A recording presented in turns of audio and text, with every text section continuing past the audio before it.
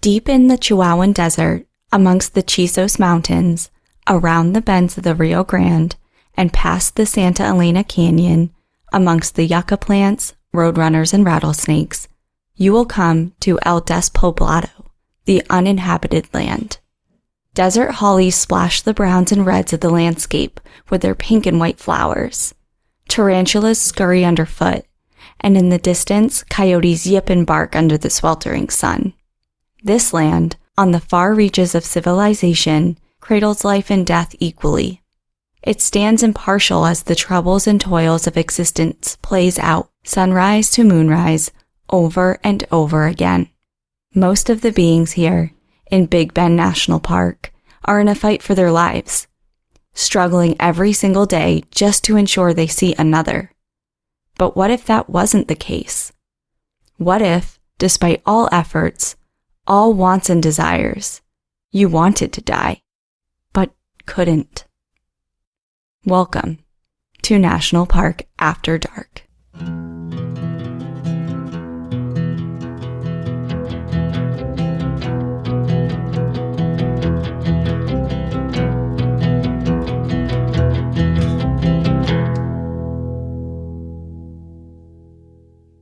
Hey everybody, welcome back to National Park After Dark. My name's Cassie. And my name's Danielle. Happy Monday, brand new week. Let's get it started with some sad news. From last week, we realized it happened the day we posted our treasure hunt episode last week. If you listened, at the very end of the episode, we talked about a real life treasure hunt that was going on in Utah and how you could participate in it as well.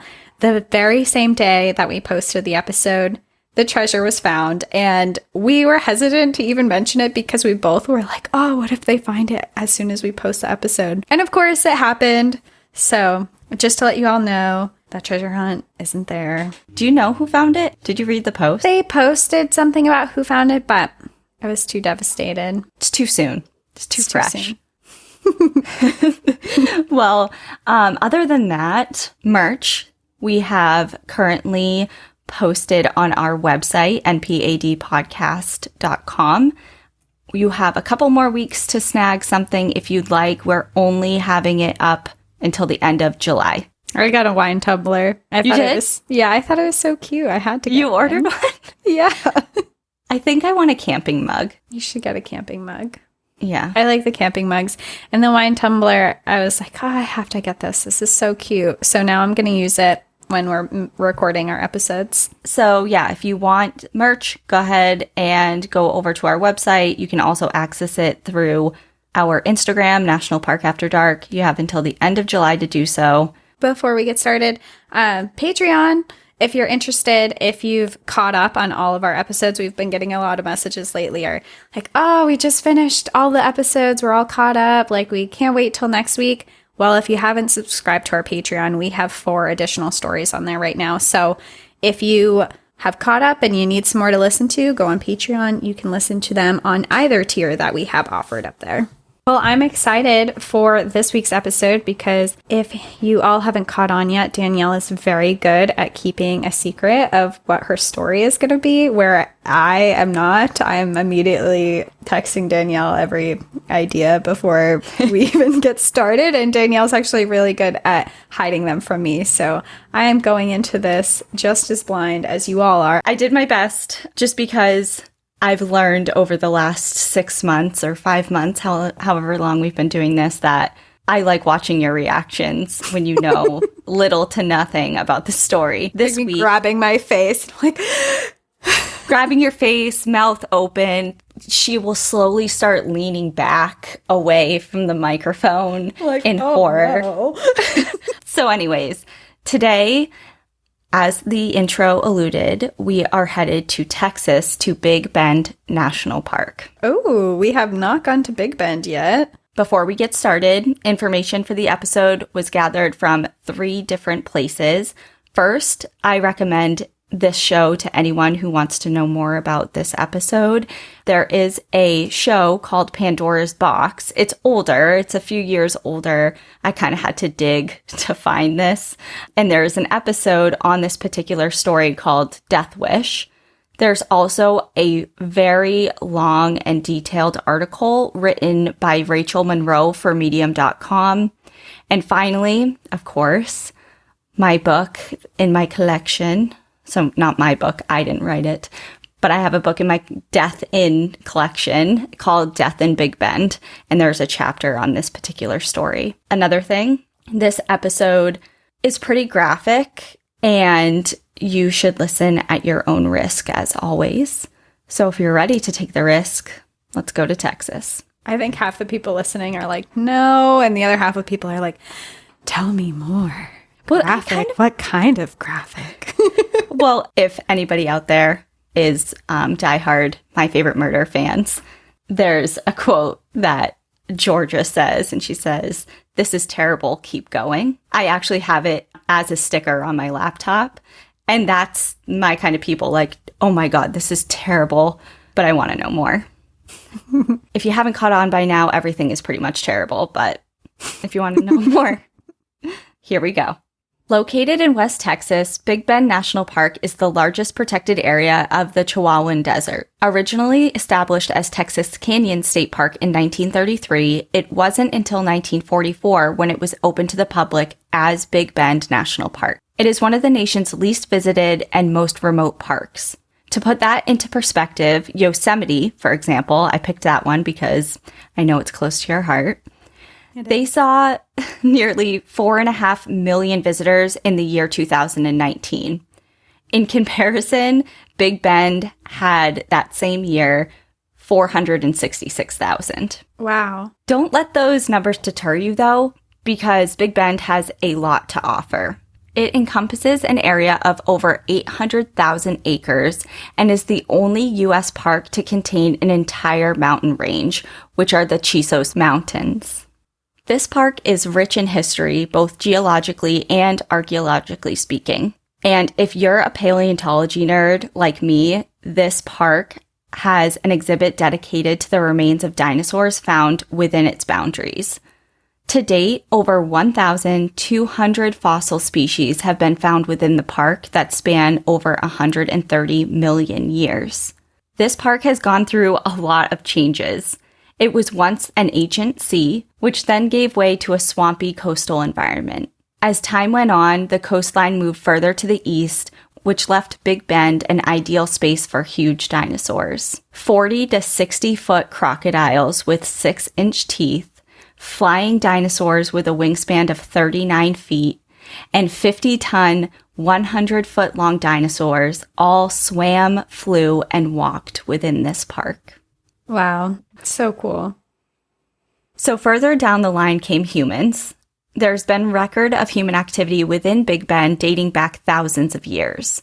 And while many groups of native peoples lived and passed through the area, most notably were the Comanches. They traveled through the area on what is now referred to as the Comanche Trail on their way to and from raids in Mexico. And just a side note on the Comanches in particular, right now I'm reading a book called Empire of the Summer Moon, and it's all about the rise and fall of the Comanche tribe, which has gone down in history as being one of the most powerful and arguably one of the most brutal tribes in all of American history. And it is such a good book. It's horrific. I'm learning a lot about things that not only American settlers did to Native peoples, but also what Native peoples did to other tribes and to American settlers. And it's pretty gnarly. And if you want a different look at how Texas and the West was developed, you should definitely read that book. So skip forward a couple hundred years, and here we are in present day. The Park Service recommends visiting this park in the winter or early spring, as temperatures soar well over 100 degrees most of the year. But don't be fooled by a 100-degree day. Typical of a desert climate, when the sun sets, temperatures fall dramatically, and a blazing hot day can quickly end well below freezing. Also, we talked about one of the biggest features of Big Bend in the episode about the mysterious disappearance of Glenn and Bessie Hyde. The park was named for the vast curve of the Rio Grande. Also, in Texas, the Rio Grande forms a boundary between the United States and Mexico. and this park runs along it for about 100 miles, meaning that this park has a more difficult time enforcing park rules and regulations. And that is exactly what Park Ranger Carrie Brown was doing on the morning of March 31st, 2000. That morning, Carrie Brown had decided to get an early start on his day, patrolling the park for illegal activity not uncommon in the area. Within an hour of monitoring the park's main road, he noticed a pickup truck speeding along the roadway. Brown pulled the vehicle over and was making his way to the driver's window, mentally preparing his no speeding spiel, when he noticed something strange from under the tarp covering the bed of the truck. Peeking under the corner, he discovered hundreds of pounds of individually wrapped blocks of marijuana. This routine traffic stop just took its first turn into a drug bust. Brown approached the window and requested that the two men step out. Suddenly, the passenger reaches down, grabs a bottle of water, and bolts. He whipped the door open and booked it straight into the desert. Not wanting to chase after him and risk the driver taking off, Brown immediately radios for backup. Both the National Park Service and the U.S. Border Patrol are dispatched, and a group of rangers are sent out on foot and on horseback to track down the runaway. Meanwhile, Brown took the driver down to headquarters and questioned him. Turns out the marijuana in the truck weighed in at 400 pounds and was worth millions of dollars. The driver kept his mouth shut and denied knowing who the passenger was. He stated he was just some guy he was giving a ride to. Not getting anywhere, Brown hands off the investigation to the DEA. And it was pretty good timing, as just 4 hours later, rangers searching for the man in the desert discovered something that would give Brown an entirely new problem to solve. Deep into the park, in a remote area called Dagger Flat, a group of searchers stumbled upon something strange. A patch of red stuck out against the desert landscape. As they approached, the details became clear. A red blanket was draped over chicken wire, which was wrapped around a body. The skull and the upper torso were protruding from a half-dug grave. A rope, pickaxe, shovel, and tent pegs were surrounding the area. The search for the runaway was immediately called off. They basically said, "We have some bigger fish to fry here." Lucky him. And I'm going to just say this right now because I'm sure you're going to ask. I have no idea what happened to that guy. I was going to say, did he live? Because he ran out in the middle of the desert with a bottle of water. So... Right. They were like, all right, we're not looking for him. So later days. Good luck. Like, I have no idea what happened to him. The body was still in clothing, a denim shirt with the word magic embroidered over the left pocket, and on its feet were size 13 Nikes. First thoughts were immediately, this must be drug related. This close to the border, most violent crimes stem from drug activity. But the scene was telling a different story. The scene seemed to be staged, with the grave, the chicken wire, the tent stakes. Natural causes seemed to be off the table as well, and suicide didn't quite fit the bill. After all, he didn't bury himself. 2 days later, the remains were exhumed and brought to the medical examiner's office, and it is at this point that the Texas Rangers and the FBI join in. A trio of investigators was formed. Park Ranger Brown, FBI Agent French, and Texas Ranger Duncan were now on this case.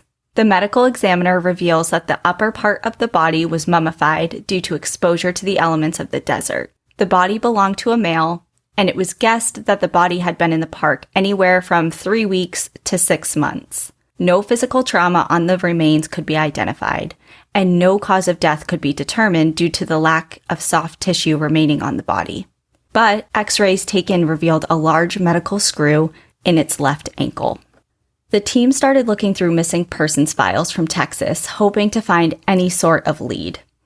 After poring through file upon file, a member of the team pulled one, the only file of a missing male with a pin in his left ankle.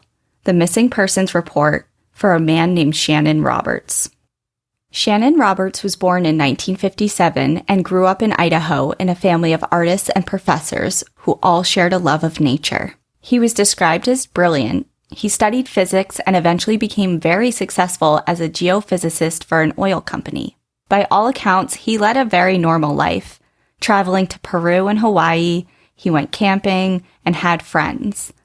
But when the economy dropped, he was laid off. He moved to San Antonio, about 400 miles from Big Bend National Park, and began medical school at the University of Texas.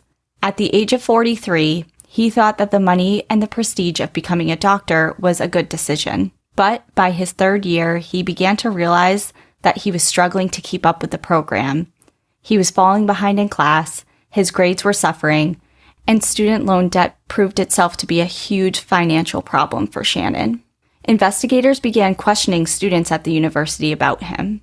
My sources varied on who actually filed the initial missing persons report back in March of 2000, whether it was Shannon's father or one of his classmates. But either way, the investigators wanted to question his classmates to gather more information about him. And one of them, named Jason Shorestone, told investigators that he appeared to be increasingly depressed, and he spoke to him about not having any direction in life. They also spoke to one of his friends, named Ray McQueen, who mentioned that at one point he did have a lover who he only referred to as Sweet Thing. Other than knowing that nickname and that his lover was male and that they had been arrested together at some point in the past, he had no idea who he was. 10 days after Shannon's body was discovered, investigators made their way to his apartment. What they found was like a hoarder's paradise, cluttered with junk. Stacks of books, collectibles, clothing, animal skulls piled high throughout the space. It had little paths between everything that you needed to follow to get from room to room. They spoke with the apartment manager, who told them that he often had a lot of younger people coming in and out on a regular basis. And some even had their own key and would be there when Shannon wasn't even home. And one of those people was Michael Baker. Baker grew up in San Antonio with his mother after his parents divorced when he was 6. He went to private Christian schools, but had a little bit of a rebellious side. He was 16 when he and his friend Travis were not invited to return back to private school. And it was then Mike entered the public school system for the first time. And it was when he walked into Tom C. Clark High School, his world opened up to cars, girls, and drugs. He was mesmerized by this new utopia and all the fun possibilities that it opened up for him. It was also then, in the summer of 1997, when he was first introduced to Shannon by his girlfriend, who lived in the same apartment complex. Mike had wanted to buy cigarettes when his girlfriend suggested they go to Doc's, the older guy a few apartments down, who was weird but was a medical student and had access to pills, and who would buy him whatever he wanted. Mike was hesitant at first, but his girlfriend insisted. After all, her and her brother would go to his apartment and hang out there all the time. She is one of the people who even had a key, and the pair let themselves into the apartment and made themselves comfortable. Time passed as Mike took in the surroundings of the apartment, filled with clutter, a TV, and a lazy boy. Finally, they heard the doorknob turn, and in walked Shannon Roberts, aka Doc. Mike recalls him as smart weird, the kind of person that strikes you as strange right off the bat. And it didn't take long for that feeling to become valid. And it was here, in their very first meeting, when Doc turned to Mike and, casual as ever, asked, "Have you ever thought about killing someone?"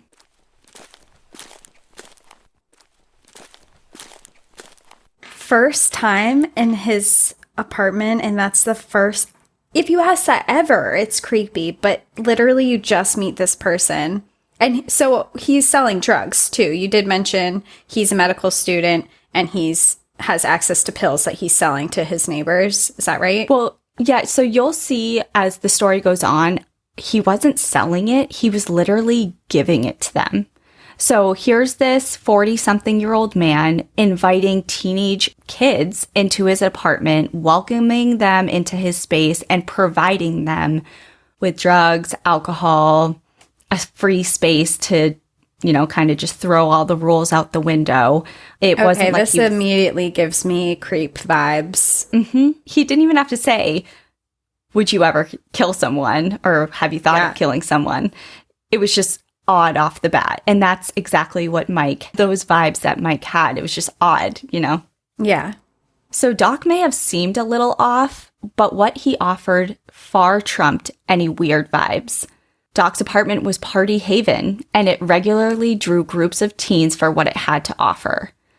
Like I said, it was a place absent of parents and rules, and Doc may have been struggling financially. Like I said, his student loan debt was something that was really difficult for him to deal with, and he also had substance abuse issues of his own. He was actually in AA for 10 years before this, but somehow he managed to supply the teens with weed, alcohol, coke, LSD, mushrooms, anything they wanted, he would do and get for them. They would get high together and watch Faces of Death, which contained footage of car accidents, assassinations, and botched surgeries.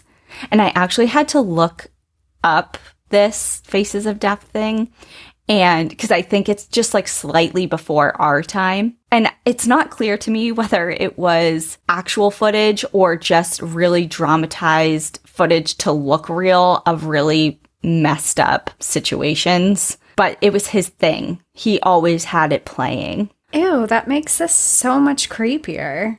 It gets worse. What kind of college kid would walk into this? Oh, They're yeah, in they're high teenagers. school. High school. Yeah.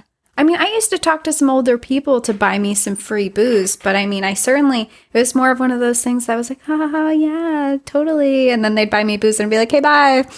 Yeah, I wouldn't actually go inside at like a building with them. Yeah, this was not the case in this situation. And this went on for a really long time. Ew, and I hate this so much already. They would actually even watch snuff films. I'm like, I don't know if I'm just so innocent. I had to look up what that was. I know what snuff films are. And that's... So for people who don't, I guess I knew what they were. I just didn't know what the terminology was. So snuff films are when people are being killed on camera, on film. And if anyone has watched Don't Fuck with Cats on Netflix, it's essentially about snuff films. Either way, don't love snuff films, but this guy did. Shannon Roberts, aka Doc, did. And he would play them with the teens around. And he would become obsessive when speaking about mortality and death, and he'd bring it up all the time. Conversations would always go to dark places, and Doc would talk to them about wanting to die and how he wanted his death to become a snuff film. Mike remembers him also delving into his sexual preferences and how he spoke about his fantasies of S&M and being choked by other men. But Doc also did other things. He helped them. He would help them with their homework, gave them free rides, and took interest in their personal lives. When he found out that Travis, Mike's friend, was interested in possibly becoming a dentist, Doc snuck him into the cadaver lab at his medical school to show him the teeth and mouths of the dead. Ew, this is feeling very predatory. You know, it's Yes. like, I do all this creepy stuff, but I'm also doing all this really nice stuff for you too. And like might be construed as cool for a teenager. And then it's like, and then on the other hand, you're doing all this weird, creepy shit. It's very predatory. And like you said, some of the people might have thought that it was cool and all that. But as the story goes on, you'll see that I think they understood just how odd he was, but they were taking advantage of him for what he was providing them with.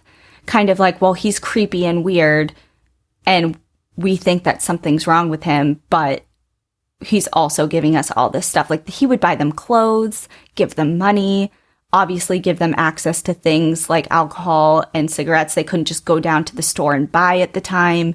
So they were basically taking advantage of him at this point. Yeah, they were getting something out of it. It was the only reason why they were staying and being friendly. They were probably like, yeah, this is so cool. I need $20. Do you have it? Right.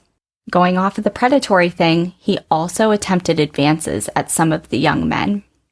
He would place his hand on their thighs, attempt to play wrestle with them, and would sometimes strip down to his underwear in their presence. All of this was unwanted, and some of the teens were pretty disgusted by it and stopped coming by to hang out. But the ones that stayed justified it. Like I said, their attitude was, well, that's just Doc. That's just how he is. He's weird. Mike and his friends took advantage of what he offered them. Meanwhile, they would make fun of him when they were in school. And while the back and forth talk about wanting to die, questions of if they would ever kill someone for money, and weird movies, while that all got annoying, they dealt with it. This seems like it's all leading up to something. You're getting good at this. This whole figuring out what the story's going. We've read a lot of stories recently, and I just feel like all of this information is kind of adding up to explain what we heard at the beginning of the episode.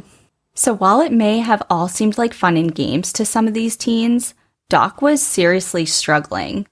In his third year of medical school, like I said, he was starting to fall back on courses, and he actually failed his psychiatry rotation, which kind of upset him. I mean, seems fitting. Yeah, he failed that. Seems kind of fitting. He's probably not psychologically all there. And he was also living off of different loans, and he was borrowing money from his parents. You have to think about it like, I think back to college, and there were certainly times that I was struggling for money and I was living off of loans, but I was also 20. I wasn't 43, who was a geophysicist in the past and was, it's different when you're in your mid 40s and you're having all these problems, having to borrow money from your parents, and it just puts you in a different mental state. I think when you're younger and struggling, you can justify it in your mind of like, well, I haven't made it in the world yet. But for him, it was really difficult to deal with. Yeah, I'm sure everyone around him was successful and had homes and had money, and maybe that's why he hung out with teenagers too, as they were all broke and in school, or maybe that's one of them, but it kind of seems more like he's a predator. But it sounds like he just doesn't have his life together. And I mean, borrowing money from your parents when you're 20 is like, yeah, I'm broke and a mess, thank you. And when you're 40, it's like, oh, I'm supposed to be an adult now. So while he was borrowing money from his parents actually didn't really know much about what was going on in his life. He tried to put on a good face around them, and during phone calls saying that while school was difficult, he was making do and that he was still chugging along at his program, even though he stopped attending school in September of 1999. And his parents also didn't know that he was gay. So he had kind of like a double life going on that he hid from a lot of people. As time went on and his situation became more dire, Doc turned to his teenage friends with increased urgency. He repeatedly asked them, would you kill someone for money? Would you kill me for money? How much would it take? Come on. And it was always returned with some form of, hell no, man. No way. Why would you ask me that? Discouraged by the lack of support from his quote-unquote friends, Shannon turned to the classifieds. He put ads in the San Antonio's underground gay newspaper with words signifying his interests, such as autoaerobic asphyxiation. He had some interest and even met with several different men on different occasions, but to no avail. Things would start going good. You're on a date, you're getting to know people, you're obviously meeting over a similar interest. But as soon as the whole death and dying and would you kill me subject came up, everyone kind of just dipped out of there. So Shannon was into what's called autosassinophilia, which is the sexual fetish of wanting to be killed. And all this rejection was getting very frustrating. He wanted to die. He just didn't want to kill himself. He had a very specific vision, but he just couldn't find anyone to bring it to life. This was brought to the attention of investigators by an anonymous caller who responded to one of his ads. He explained that he met up with Shannon thinking he was in for a night of role play, only to be frightened off when he was offered money to kill Shannon. That's so scary. Well, so I have a couple of thoughts on this. So it's scary for sure for the person on the receiving end of this who has no idea what this man's intentions were, because I see on one hand, you don't want to just put in the paper, will you come kill me for money? I'll pay you if you come kill me. So for the person responding to that, it's a very unfair position to be put into, because you're thinking you're just going over for some kinky sex and a good time. And now you're being put in a position of, will you murder me? Will you murder me? It's like, whoa, so, I thought we were doing some like weird shit, but it's a little much. Yeah, exactly. And as far as, all the people responding to him about the autoerotic asphyxiation, like everyone has different sexual interests and kinks and all of that. And we're not shaming any of that. We're just shaming the fact that he didn't properly inform the people consenting to a sexual encounter with him that this was not just purely sexual. And this was turning into something totally different, that they didn't want to. It's like, okay, I just wanted to have sex. I didn't want to murder you. So I'm leaving. Sorry. Kind of the opposite problem that women have, He's like, definitely, please murder me. And women are like, please don't murder me. I have to laugh at that, but, You got to make light of things or we would all just be sad and crying all the time. Well, have you seen that thing of if it was only women for 24 hours in the world, what would you do? And women are like, I would walk home alone at night and I would wear a short skirt and I would go to the bar by myself. And it's like, these are things that we have to think about every second of every day. I mean, I go into my car and before I even get in, I look in the back seat. As soon as I sit in the car, I lock the door. It's just things that have become such second nature that you don't really think about why you're doing it. And then when you actually reflect on why you're doing it, it's really sad that that's what it's come to for a lot of women in the world. I mean, every woman has something that they do. Like when I walk in a parking lot, I never look at my phone and I'm never on my phone in a parking lot ever. And whenever I'm walking through a parking lot or by myself and I have my keys in my hand, I always have a key between my fingers. Punch someone with a key. It's like my own little mini like brass knuckles, but with keys. I'll put them through like a couple fingers. Just things that you have to think about. And then I always try to look mean when I don't look mean. So that's never going to work for you. So I would get another. I'm like smiling, but I'll like try not to. I'm like, oh my God, if we can go down a rabbit hole with that one, but that's not what the story is about. Yeah, so moving on. A little off topic. But. Okay, where was I? At this point, investigators had pieces, but they were struggling to fit them together. Then, while poring over records, they found an arrest report from 1997. Recalling that Ray McQueen, Shannon's friend that they had interviewed earlier, stated that he got arrested with his lover, Sweet Thing, during that year, they were determined to uncover his identity. Maybe Sweet Thing was the missing link, the person who killed Shannon. The report did indicate that Shannon and another man were pulled over and arrested after cocaine was discovered in the man's backpack. And that backpack belonged to none other than Michael Baker. The team didn't want to alert Mike that they knew something was up and that they had suspected that he had a link to Shannon's death. During their initial questioning, they interviewed him at his mother's house and asked basic questions about his friendship with Doc. At the time of the questioning, Mike was 20 years old, jobless, and living at home with his mom. Divulged details on their odd friendship, but despite the nickname Shannon had for him, he denied ever having a sexual relationship with him. He also said that he hadn't seen him in a while. When asked if he had ever visited Big Bend, he said, yeah, maybe once or twice when I was a kid on family vacations. But his mother shot him a weird look and corrected him, saying that they had never been there before. Carrie Brown recalled that as an odd flag, but the interview was otherwise normal and Michael was charming and nonchalant. They found no evidence of a sexual relationship, and they left their interview thinking that was the last time they would hear of Michael Baker. That little sentence right there of that he thought maybe once or twice as a kid, I don't think that's super odd because you might have gone camping somewhere as a kid and you might be like, oh yeah, I've been to Big Bend before, and just not realized it was somewhere a couple hours south of you or something. So that wouldn't strike me super odd, but maybe because you added it to the story, it is really odd. But yeah, you'll see, but it is a good point. I mean, recalling things from when you're a kid is difficult, and especially he grew up in the area. I'm sure that's the closest national park to them. So, why not think that you went camping there when you were a kid? It could go either way. So I see that point. Yeah. And I think they maybe took that into consideration as well because, like Carrie Brown said, like it was a little weird and he kind of thought twice about it, but it was nothing in any way to tie him to anything at this point. So the case stalled for years. Baker went on with his life. His relationship with his girlfriend became more serious. They got a husky and named him Jinx, and they moved in together. He got a good job, started classes at Southwest Texas University in San Marcos, and he was putting the whole Doc situation and the odd time that he spent with that older guy in the past. 2 years after the discovery of Shannon Roberts' body in Big Bend National Park, the investigators weren't really making any headway until Shannon's finances were examined. They noticed charges stopping around the estimated time of his death, but then they continued. One charge was for a hotel in New Orleans during Mardi Gras.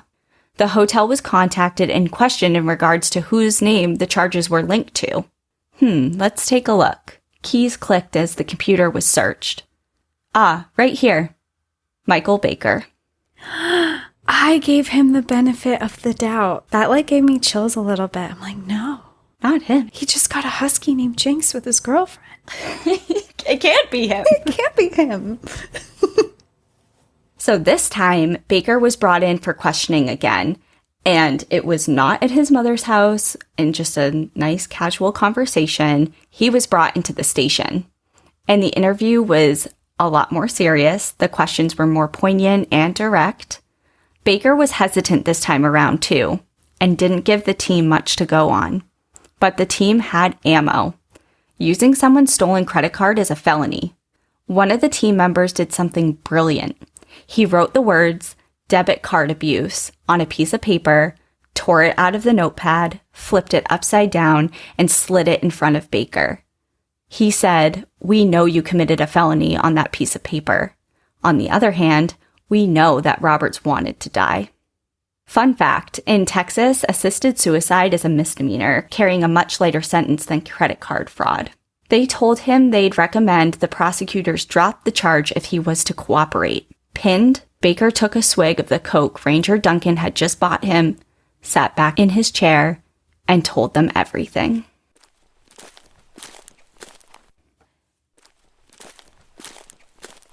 It seemed as if Doc eventually let go of the sexual component of his death fantasy and left it as he just simply wanted to die.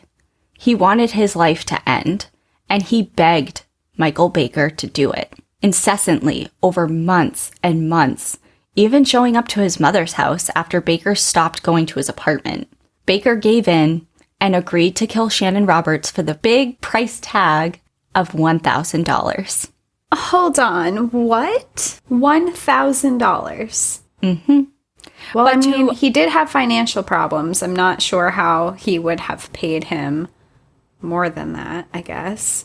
There's that, and at the time, Michael Baker was a young kid, and who also had some drug problems, that for $1,000, how much can you get with that? And to us now, $1,000 is definitely not worth killing somebody over. I mean, no price is worth killing someone over, but to him, it was a lot of money. In early February of 2000, the pair drove to Big Bend National Park. Doc drove while Baker slept in the back seat. Doc knew exactly what he wanted. He wanted to die. But he didn't want to just go anywhere. The area around San Antonio just didn't feel right to him. But the Chisos Mountains of Big Bend National Park reminded him a little bit of home in Idaho. He had scouted the area before. Park records indicate that he had been to this area on January 18th as a solo hiker. When they arrived at the park's entrance, no one was at the gate. But Doc signed in anyway, wrote his name down with a destination of Dagger Mountain. The pair drove 20 miles into the park to Old Ore Road, a scarcely visited, unpaved road to one of the most unexplored areas of the park. The two got out of their car and walked a ways, Doc leading them further and further away from the road. He suddenly stopped and turned to Baker. It was clear he had been here, to this very spot. Baker looked past Doc's shoulder to the marked ground. Doc had been here all right, and he had already dug his own grave. Just imagine being Michael, showing up to this area. There's already a grave dug. I'm sure he's already super nervous that entire car ride. And then he gets to the location. It's time. And he already has a grave dug for him. And it's in a very remote area of an already very remote park. It's just bizarre. The whole thing is just bizarre. Part of me would think, like, am I getting murdered now? Yeah, like, are the tables going to turn? What is happening? I would be scared. Yeah, and you have to realize, like, this has been going on. He has now known Doc for years. Like, he was 16 when he met him, and this is years later. Like, this has been something that he has been asking of him and others around him for a very long time. Shannon planned where he wanted to die, but he also put a lot of thought into how. He explained to Baker that he wanted to be tied down to the tent stakes, spread eagle, and he wanted to be cut open. He wanted to be disemboweled. Worried that young Baker, already reluctant, would not do as he pleased, he added insurance. Shannon locked the $1,000 in his mailbox, filed down the mailbox key as small as possible, wrapped it in plastic, and swallowed it. Baker would have to open him up to get it. That's so morbid and horrible. Oh, and also, he must have had a very serious drug problem, because $1,000 to not only kill someone, but to actually cut him open alive, to dig out a key. And also, your intestines are filled with, it's already digested. It's filled with poop, and you're going to cut that open and dig around. Oh, God. It reminds me of a Saw situation. Like, before Saw was a Saw, because this is before all of that. It was definitely very involved, and he had obviously thought about it very extensively. Gonna throw but up. Like how you kind of said, like, who would do that for $1,000? Baker started freaking out. He was saying, I can't do it. It's too much. This is crazy. Like, it would be one thing if it's like, okay, I want to die. Here's a gun. Shoot me. Even though that in and of itself is wild, and I don't think I could ever do that. But it's way less traumatizing than cutting someone open who is tied down and alive. But Doc was persistent. They were already here. They had come all this way, and he had wanted this for so long. Doc began freshening up the grave, digging it up a little deeper. Meanwhile, Baker is becoming more and more distraught. There is just no way he could do this. He argued with him, and tensions rose. Finally, Baker snapped, grabbed a shovel, and struck him as hard as he could. He says, quote, I remember expecting him to drop like they do in the movies. I hit him twice, right on top of his head, as hard as I could. It was like nothing. He was bleeding profusely, but it didn't faze him. That fucked me up. You see all these goddamn movies. You hit someone with a broomstick and they fall right over. I put everything I had into hitting him with that shovel, and nothing. They both gave up and began their journey home. They even stopped at Subway. Doc was bleeding and clearly beaten. They were both sweaty and dirty. It must have been quite the sight. When they pulled back into San Antonio, Baker remembers Doc looking at him, defeated, saying, I really hadn't planned on coming back into town. Hold on, so he didn't kill him? Danielle, what are you doing to me and us, everyone listening? We all were just like, that's what happened. And then you're like, no. Then they go home and they eat Subway. It's like, well, how did this happen? Who did this? Can you just imagine? First of all, the ride there. Like, okay, I'm now sitting in the back of a car with someone who wants me to kill him, and we're driving to the area where I'm about to commit murder. I'm going to have to then commit murder, and then I'm going to have to drive home by myself, knowing that I just left somebody in the desert, dead. But now you have to wrap your mind around okay, I just attempted to beat the brains out of someone. It didn't work, and he's alive, and we both just shrugged at each other and been like, okay, well, that didn't work. And now you're driving home and you stop because you're hungry for a sub? Like, what? Like, he's sitting in the seat next to him, and he's just bleeding, and they both ordered a foot long. Yeah, it's just a bizarre situation. I mean, everything about this story is super bizarre, so... okay, tell me what happened. Okay. Why are we getting to that part? So, it didn't take long for Shannon to badger him again. In the days following the botched attempt, once again, Baker caved. This time around, Shannon offered him $4,000 to finish the job. And Michael can't remember the exact date, but he does admit to driving back to the same exact location around the 10th of February. Doc was standing in the grave, egging him on, grabbing him, shaking him, saying mean things to him, getting him angry on purpose, as if he wanted to ensure that this time he would really be killed. Eventually, Baker picked up a piece of rope, grabbed him from behind, and strangled him. Baker recalls Doc struggling towards the end and thinking if he had changed his mind or if it was just his body's natural reaction to the lack of oxygen. But it was too late for second thoughts now. Doc was dead.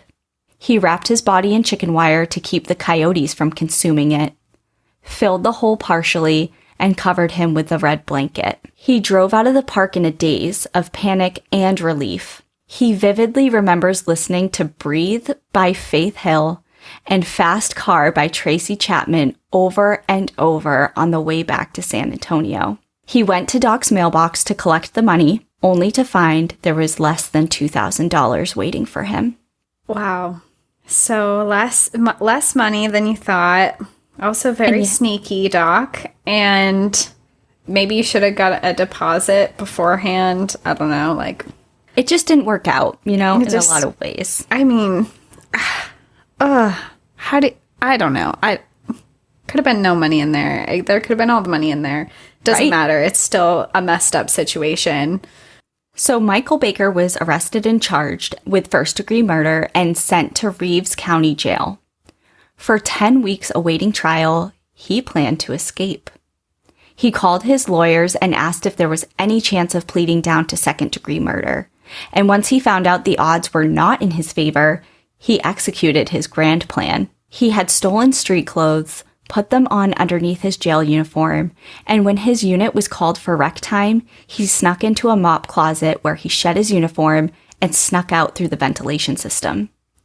He landed on the sidewalk and was almost immediately questioned by a jailer. He said, "Baker, what the hell are you doing out here?" He quickly made up a story about making bail, and they actually shook hands, and the jailer wished him good luck. He walked away, and as soon as he turned the corner and out of sight, he bolted. He hopped a train and rode away from jail throughout the night. Exhausted and with little options of where to go, he ended up calling his lawyer, who told him that the U.S. Attorney's Office was offering a plea deal for second-degree murder, providing that he turned himself in. Baker agreed. His escape had lasted fewer than 36 hours. Baker's dad said he did get a kick out of the entire thing, and his friend Travis even said, "How stupid, you should have gone to Mexico."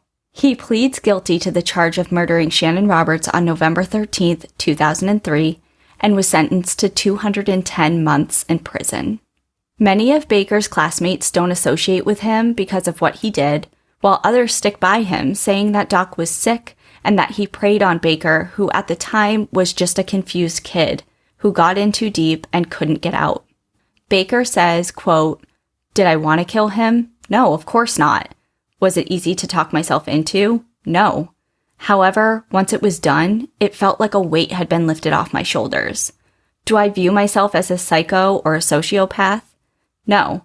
I have taken psych courses to know the signs. I think what I did was make a very deliberate, almost logical decision. I made that choice, and to this day, I am still content with it." In Idaho, Shannon Roberts' mother planned to scatter his ashes in a meadow on top of a mountain, the same place where his grandparents' ashes were also scattered. The last time Shannon had visited Idaho, back in 1997, him and his father had hiked up to that very meadow. There was no official service, and Doc's parents eventually told their friends that their son had fallen while hiking. In an interview from prison, Michael Baker told writer Rachel Monroe, quote, "I remember the last time he was down in that hole, digging.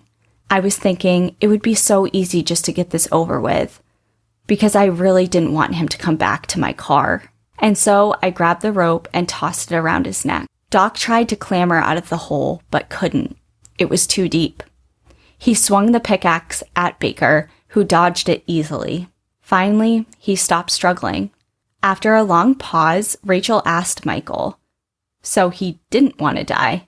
To which Baker let out an odd, strangled half laugh. It sure didn't seem like it. And that is the story of the death of Shannon Roberts. Wow. That is one of the creepiest ones we've told on this podcast. Also, side question, they originally told him that it would be assisted suicide and it was a misdemeanor, but that was just a ploy to get him to admit to it. So that's a really good question because I was very confused about that. So I saved this. So in this article that I read, it does say the card fraud was a possible felony charge, investigators told Baker, but assisted suicide was a Class C misdemeanor in Texas. Strictly speaking, this is true, but only if the assist doesn't result in serious injury or death. If it does, then it's a felony. So I also don't understand that because assisted suicide, so you can't actually help, you can't be successful in the assisted suicide or you get charged with a felony. Right. That is what I gather from that. That had a lot of twists and turns and ups and downs. And there's, of course, a lot of layers to the mental state of Doc and kind of what obviously he had a lot of issues because while I was researching the story, I went back and forth with emotions of like feeling bad for him and people were making fun of him and he was in a bad situation in life. And obviously he was struggling in a lot of areas of life, but that's no excuse to take advantage of underage children or underage kids and show them snuff films and try and make advances on the unwanted advances. It's just... I feel bad for the person he was when clearly he had to have had something traumatic happen to him. And I feel bad for the person that he was before he turned into the person that he became, if that makes sense. Like, yeah. So I feel bad for that person, but the person that he became and became a predator, it's kind of like there's no sympathy there anymore. You're not right, and you have a lot of mental issues going on here, and the predator part. And I mean, he clearly needed some help somewhere. Yeah, and it's unfortunate that he didn't get it. So that's the end of that story. I have a whole book on different deaths that have happened in Big Bend National Park. And if you would like to read it, it's called Death in Big Bend, Real Stories of Death and Rescue in Big Bend National Park by Lawrence Parent. So I would definitely look into that. If you want some light bedtime reading, go ahead. That's about it, unless you have anything else to add. No, thanks for sharing that story. I think we're all going to have some nightmares tonight, but it was a good one. Thank you everyone so much for joining us this week. If you want to keep up with us between our episodes every Monday, you have a couple options. We have a Instagram and Facebook. You can find us there at National Park After Dark. You can send us an email at npadpodcast@gmail.com. And we do also have a website, npadpodcast.com, that has a listener form submission link. So if you have a personal experience of something creepy going on in a national park, national forest, state park, we would love to hear about it. That form can be accessed through our website. And we also have a list of our book recommendations that we talk about throughout the episodes and that we use for references for our stories. I think that's it. So in the meantime, enjoy the view. But watch your back. Bye, everyone. Bye, guys. I'm sorry. Did you say Chihuahua Desert? Is it Chihuahua Desert? No, there's an N at the end of it. It's Chihuahuan. It's like, okay, it's literally just in that one. Because I'm like, shit, I know I wrote it. It's a Chihuahua Desert. I was just picturing like a bunch of little chihuahuas and like... My bad. Wrong. So wrong.